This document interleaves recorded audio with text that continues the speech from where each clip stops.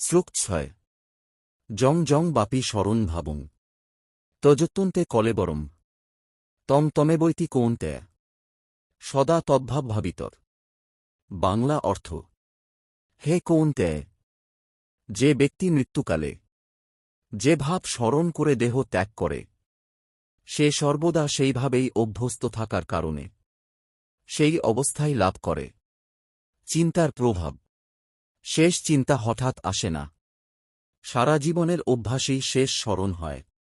তাই নিয়মিত ঈশ্বর চিন্তা জরুরি। সংক্ষিপ্ত শিক্ষা: মৃত্যুর সময় যা স্মরণ করব তা নির্ভর করে আজ কি ভাবছি তার উপর। আজকের চিন্তাই আগামীর গতি নির্ধারণ করে। এখন কৃষ্ণ বলবেন, তাই সর্বদা কিভাবে তাঁকে স্মরণ করতে হবে। শ্লোক 7 তস্মাৎ সর্বেষু কালেষু মামনুস্মর যুদ্ধ চ মজ্জর্পিতমনো বুদ্ধি মামে বৈশ্যস্য সংসরম। বাংলা অর্থ: অতএব সব সময় আমাকে স্মরণ করো এবং তোমার কর্তব্য যুদ্ধ কর।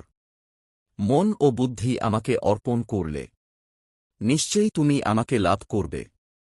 স্মরণ ও কর্তব্য: সব সময় ঈশ্বর স্মরণ, নিজের কর্তব্য পালন, মন বুদ্ধি ঈশ্বরকে অর্পণ।